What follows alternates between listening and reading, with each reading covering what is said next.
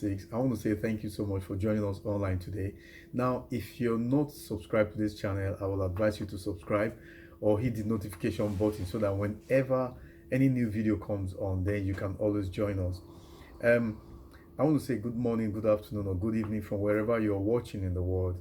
Thank you so much for coming in. Now get on my YouTube channel, CV Coach 2016.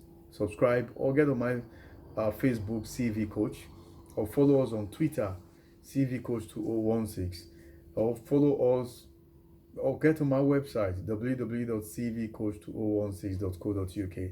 Now, this I've been talking about CV, what you need to put on your CV. It's been going on now for like 2 weeks, but it's something that you can do overnight. But I will advise you, whenever you're doing your CV, give it like a week or two, or even more, depending on the job role that you want to apply for.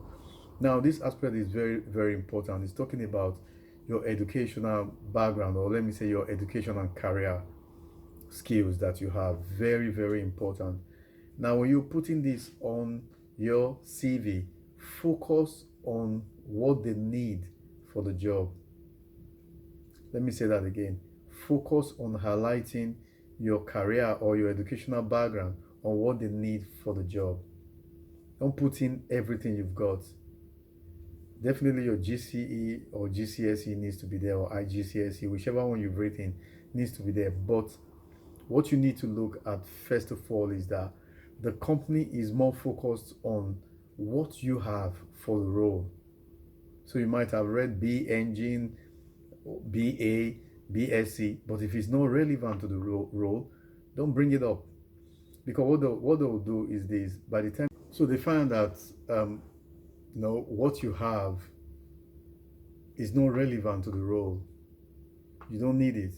So what I advise you is put in the qualification that you have that is relevant to the role. Now, one other thing I want to tell you is this: if you've got a PhD and you're applying for a job where they need like a BSc holder or a BA holder or even a GCSE holder, and you've got a PhD and you're putting it on the role because maybe you're desperate for a job or you came from overseas and you're well qualified, just know that first of all, the PhD might be intimidating to the person who's going to hire you, except they are very honest about it. So what I will advise you to do is that, I know you've got the PhD, you've got the MSc. If it's not relevant to the role, just put it aside. What the company really wants from you is 3 things: your knowledge, skill, and experience. I want to repeat that again. What the company needs from you is your knowledge, skill, and experience, which is very important in the role that you want to do. But please make sure that you bring out the qualification that you have. Don't cheat on it, don't lie on it. If you haven't got the qualification, you haven't got the qualification, but it will show you the path that you need to take in getting the qualification or getting the career that you want to get into. So I'll advise you as much as possible that this particular aspect is very important. Try as much as possible to put in the qualification. I'm repeating it again: the qualification that is relevant to the role.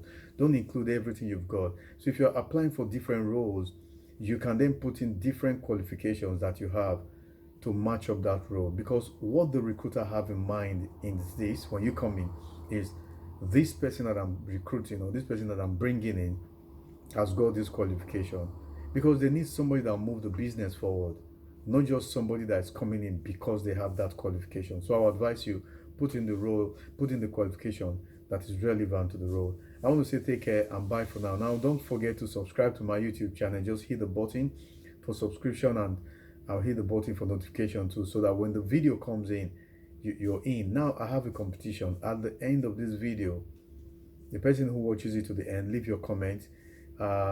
Send me your email address, or when you're leaving your comment, just leave your email address or privately email me.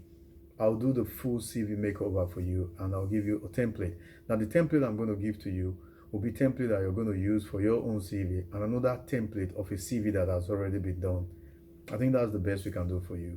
And then from there, if you want to come train with us, or you want to know more about what we do, you can always get in touch. My email address is og@cvcoach2016.co.uk.